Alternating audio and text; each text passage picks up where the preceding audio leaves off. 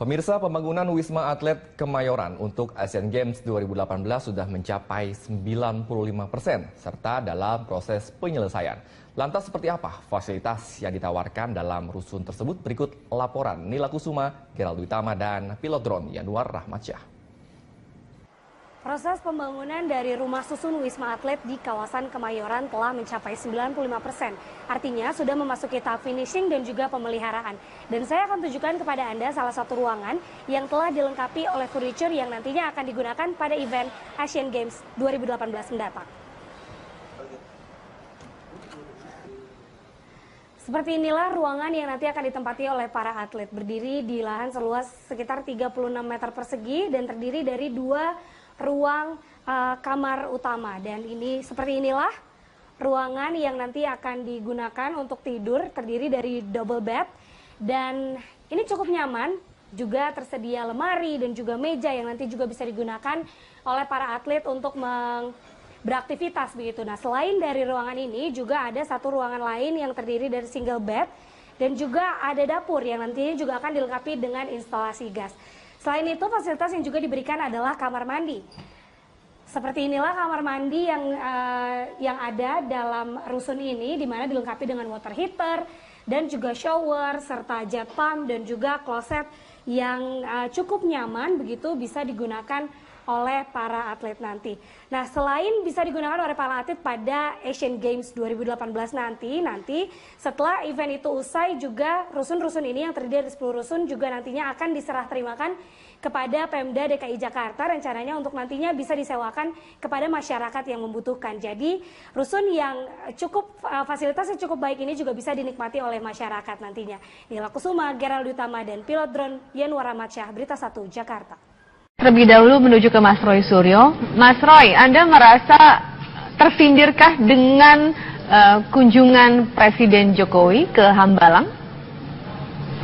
Ya, ada yang menarik sore hari ini dan ini terus terang baru akan kita buka di TV One ya sore hari ini, bahwa ternyata apa yang dilakukan Presiden Jokowi kemarin dengan segala hormat saya itu benar-benar hanya pencitraan. Dan menunjukkan tidak ada komunikasi yang baik antara Menteri Pemuda Olahraga yang sekarang, Saudara Imam Nahrawi, dan dengan Presidennya. Karena apa? Ya, saya semakin menguatkan terima kasih saya kepada Profesor Romli Atmasasmita yang juga menyampaikan pendapat di Twitter dan juga di-quote oleh berbagai media. Kalau barang bukti itu tidak boleh disentuh.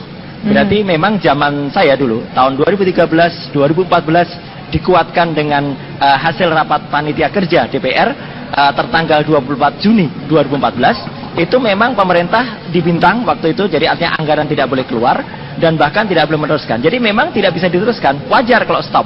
Tapi ini yang menarik, ya, saya alhamdulillah diberitahu oleh beberapa mantan staf kantor saya yang masih cinta Republik ini, mereka memberitahu saya bahwa sebenarnya Hambalang itu boleh diteruskan kembali dan sudah ada surat kepada KPK tertanggal 29 Juli 2015. Artinya 8 bulan yang lalu, ini ada buktinya, ada beritanya, Menteri Pemuda Olahraga bahkan sudah statement waktu itu, 8 bulan yang lalu, Kemenpora sekarang, di bawah Kementerian Pemuda Olahraga Imam Nahrawi, itu harusnya sudah bisa membangun Hambalang. Kenapa baru 8 bulan berikutnya, Presiden Jokowi datang ke Hambalang? Ada apa ini? Kenapa? Maksudnya melihat ini kan menarik sekali. Nah, artinya ini sesuatu yang tidak bagus lah untuk Jokowi ya. Apalagi datang itu dengan geleng-geleng kepala, seolah-olah tidak tahu apa-apa. Padahal apa? Padahal ya memang tidak tahu, karena apa yang dikemukakan tadi soal ini untuk apa, untuk sekolah atau untuk pemanfaatan dan lain-lain, itu sudah ada semua 26 halaman lengkap dalam laporan panitia kerja Hambalang. Saya yang sedih apa? Di samping Jokowi itu ada Pak Basuki, Menteri PUPera, ada Pak juru bicara KPK dulu, ya. Pak Johan Wahyudi, ada Menteri Pemuda Olahraga. Mereka itu harusnya tidak membiarkan presiden yang kita hormati itu kemudian tampak terjerumus, tampak tidak tahu apa-apa di tengah padang ilalang. Ini yang menurut saya, cinta saya kepada Presiden Jokowi, tolonglah menteri-menterinya jangan, atau pembantu-pembantunya jangan menjerumuskan. Jadi saya justru sedih melihat ini. Itu pendapat saya, Mbak Mita. Oke, Mas Roy, ini di sini juga ada Abang Jalintar Simbolon dari LBH Bara JP. Ya. Abang mendengar langsung tadi ya dari yang disampaikan oleh Mas Roy Suryo, tanggapan Anda seperti apa? Ya, kalau kita lihat bahwa apa yang dikerjakan Jokowi adalah menyelesaikan pekerjaan kotor yang diselesaikan rejim atau presiden sebelumnya. Kalau saya bilang cuci piring masih terlalu bersih, tapi lebih daripada cuci piring yang dilakukan oleh Jokowi. Kenapa baru sekarang? Kenapa baru sekarang? Dikatakan 8 bulan udah bisa harusnya persoalannya adalah bahwa menyelenggarakan negara itu tidak seperti membalik tangan. Perlu perencanaan, pengalokasian dana, pengkajian, tindakan, pelaksanaan, evaluasi. Ini bukan bagian dari sindiran Pak Jokowi ketika dikritik oleh Pak SBY? Saya tidak melihat ini bahwa apakah ini balasan sindiran atau tidak. Apalagi simbol-simbol daripada keyakinan akan sebuah perjalanan politik. Tapi saya melihat bahwa Pak Jokowi mempunyai rencana yang matang soal pekerjaan PR yang ditinggalkan oleh rejim sebelumnya. Itu Hambalang. Ini mohon maaf, boleh saya potong? Sebentar Mas Roy, sangat Oke, silakan. kelihatan di mata kita yang sampai sekarang itulah peninggalan rejim sebelumnya. Nah, ketika dibilang itu pencitraan, bukankah sebenarnya SBY yang bercitra diri yang menyatakan bahwa anggaran yang disiapkan oleh pemerintah sekarang terlalu besar, padahal itu adalah sudah atas persetujuan DPR dan seterusnya itu. Oke. Ya. Mas Roy? Baik, Mas Roy silakan. Silakan Mas. Iya, saya berterima kasih ya pandangan Mas Julian mungkin boleh-boleh saja, tetapi ini kan kontradiktif ya dengan apa yang dikemukakan Pak Jokowi. Kalau tadi dikatakan ini sudah melalui perencanaan yang matang dan lain sebagainya, beliau sering mengatakan untuk menyelesaikan pada perizinan zaman dulu butuh 3 tahun, sekarang hanya butuh 2 jam gitu. Lah kalau hanya untuk mengkaji Hambalang yang izinnya ternyata sudah keluar pada tanggal 29 Juli 2015. Kenapa baru kemarin datang ke Hambalang dan mohon maaf sebelumnya Pak Jokowi tampak tidak tahu apa-apa di situ. Karena apa? Karena masih menanyakan ini nanti bisa digunakan untuk sekolah. Ini nanti harus ditanyakan ke Menteri PU. Ini nanti bisa digunakan, harus diteliti dulu. Itu semua sudah ada. Sudah ada kajiannya lengkap 26 halaman dari Panitia Kerja Hambalang di Komisi 10 DPR RI tertanggal 24 Juni 2014. Jadi dengan segala hormat saya ya, saya pun men-tweet langsung kepada Pak Jokowi. Sudahlah, stoplah pencitraan. Kalau memang ingin kerja ya kerja. Dan kemarin saya dengar, ini bocoran juga, ternyata kan kemarin sebenarnya tidak mau ke situ, mau meninjau venue, tapi tiba-tiba belok ke Hambalang dan kemudian tanpa persiapan ke situ. Ini kan tidak bagus ya. Saya sangat hormat kepada Presiden Jokowi. Saya justru menyayangkan kinerja para menterinya atau para pembantunya yang menjerumuskan Presiden Jokowi untuk kemudian malah membuat statement dengan geleng-geleng kepala.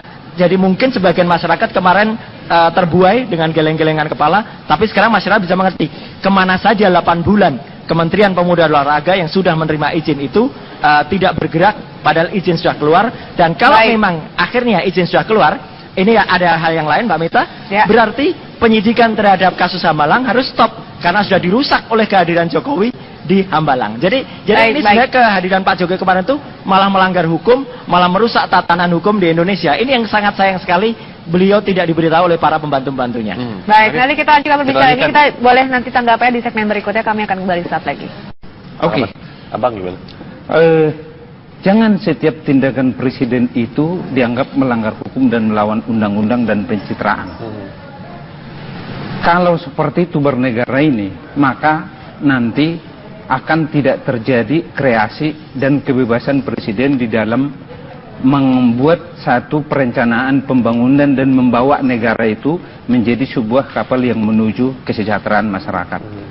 Yang saya melihat adalah bahwa kajian yang dilakukan oleh Jokowi untuk turun langsung adalah dia ingin merasakan sebenarnya seperti apa sih bahwa sisa-sisa daripada pekerjaan yang dikerjakan oleh presiden sebelumnya menjadi sebuah kotor dan itu diserahkan kepada Jokowi, itu akan menjadi pekerjaan berat untuk seorang Jokowi di dalam memampatkan apa yang terjadi yang faktanya kan ada, artinya harusnya seorang presiden itu mendapatkan laporan dari menteri-menterinya, harusnya menteri-menteri itu menyodorkan laporannya, begini loh Pak hasil sisa kemarin bla bla bla, tapi ternyata ketika datang di lapangan Pak Presiden menggeleng-gelengkan kepala, kalau menurut kata Mas Roy seolah-olah tidak mengetahui lapangan. Bukan tidak mengetahui, Jokowi mendapat laporan itu dan membandingkannya dengan situasi yang ada di lapangan. Artinya bahwa ada kajian daripada Jokowi selain daripada masukan dari menterinya, melihat kondisi di lapangan apa yang terjadi, yang menurut beliau itu adalah ada yang masih tersisa yang belum dilaporkan. Tapi gini Bang, tadi Mas Roy juga sudah bilang bahwa sebenarnya kajian kenapa baru sekarang? Pertanyaan itu. Dan kajian itu sebenarnya sudah diberikan 8 bulan lalu, gitu. Kajian yang mungkin bisa dipakai saat itu juga yang dilakukan oleh Komisi 10 harusnya kenapa baru sekarang, begitu? Ketika ada Tour de Java dan lain sebagainya, ketika ada saling tweet, saling saut menyaut. Saya tetap tidak meliti di bahasa simbol ataupun auto menjadi balasan atas bahasa Tour de Java yang dilakukan oleh SBY. Justru saya melihat itu adalah SBY membuat satu citra lain lagi untuk melanggengkan kekuasaan dan politiknya dengan mengkritik dan Tour de Java atau apalah namanya. Tapi Jokowi kembali ke kepresidenannya, kekuasaannya di dalam bagaimana mensejahterakan masyarakat dengan melihat langsung kondisi di lapangan. Dan itulah perbedaan Jokowi dengan SBY. Kalau SBY selalu melakukan kepemimpinan di atas permukaan tanpa mengukur di bawah. Kalau Contohnya Jokowi, apa? Contohnya apa? Dia hanya, contohnya kenapa Hambalang muncul ketika SBY tidak mengukur dari bawah. Apa yang terjadi? Nah, Jokowi melihat dari bawah dulu, baru sesudah itu mengukur ke permukaan. Artinya apa? Jangan sampai ada laporan yes man atau ABS dari bawah ke atas yang tidak bisa diukur oleh seorang presiden. Jokowi telah menjadi antitesis, antagonis untuk kepemimpinan SBY, tidak bahasa permukaan, tidak kepemimpinan di atas permukaan, tapi kembali dari fondasi dari awal. Baik, Mas Roy, silakan Mas Roy. Oke, baik. Mas Roy masih terkendala komunikasi. Terakhir deh Bang Jalintar, kalau melihat dari apa yang terjadi antara di Hambalang antara Pak SBY dengan Pak Jokowi, ini kira-kira kedepannya apakah mungkin Pak Jokowi juga akan melihat proyek-proyek yang barangkali terbengkalai di masa Pak SBY, tapi dijawabnya nanti barangkali ya. Siap. Sambil kita tetap menunggu komunikasinya dengan Mas Roy Suryo saat lagi. Kita akan lanjutkan perbincangan, kita akan menuju ke Mas Roy Suryo. Mas Roy, tadi dikatakan oleh Bang Jalintar bahwa ini sebenarnya antitesisnya dari Pak Jokowi. Kalau Pak Jokowi melihat dari bawah, sedangkan Pak SBY justru yang membuat pencitraan gitu. Bagaimana tanggapan Mas Roy? Apa enggak kebalik, ya? Pak Presiden SBY ke-6, Presiden ke-6 SBY waktu itu melihat juga meskipun dari atas juga dari bawah. Ini terbukti dengan ketika waktu itu ada kebijakan-kebijakan, ada KUR, BLT dan lain sebagainya. Sekarang lihat kebijakan kereta cepat bohongan itu ya, kecebong itu, kereta cepat abal-abal Jakarta-Bandung itu, yang akhirnya baru izinnya keluar, padahal itu izinnya awalnya hanya sekitar 5 km dari 165 km. Itu apa melihat dari bawah? Nggak ada orang bawah yang butuh kereta cepat seperti itu. Itu pun hanya akhirnya kan orang sekarang bisa baca, hanya digunakan untuk pengembangan kota baru Walimi, yang nanti kota baru itu digunakan untuk pengembangan real estate. Jadi kan artinya orang publik bisa membaca sekarang apa sebenarnya yang terjadi dengan Pak Jokowi ini gitu loh.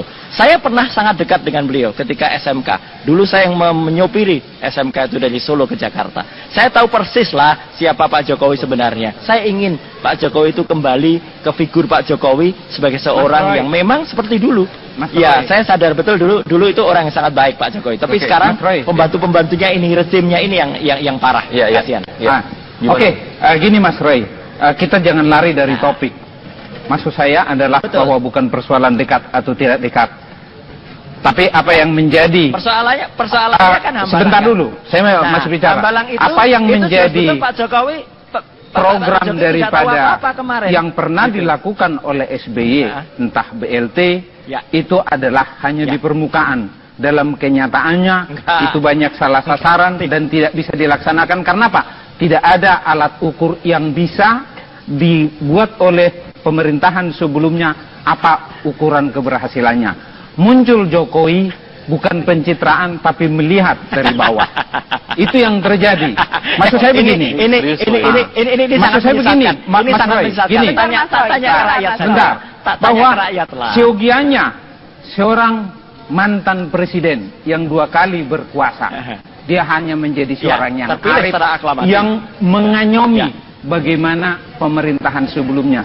Itu yang dilakukan oleh mantan-mantan presiden di seluruh dunia. SBY tidak perlu bercitra diri lagi, karena rejim dia sudah melakukan 2 periode dan masyarakat bisa menilai seperti apa. Nah sekarang Jokowi tidak perlu diberikan kritik, diberikan semacam simbol bahwa apa pekerjaan yang telah dilakukan SBY yang belum selesai dalam tanda petik yang masih kotor diselesaikan oleh Jokowi dengan cara yang arif. Masih banyak ya? Oh masih banyak. Selain Hambalang masih banyak nih? Masih banyak. Kasus Hambalang, Wisma Atlet. Masih banyak PR-PR yang masih belum selesai, yang itu menjadi lebih dari tidak hanya sekedar cuci piring Mas Roy, tapi bisa lebih dari cuci yang lain atau kurang.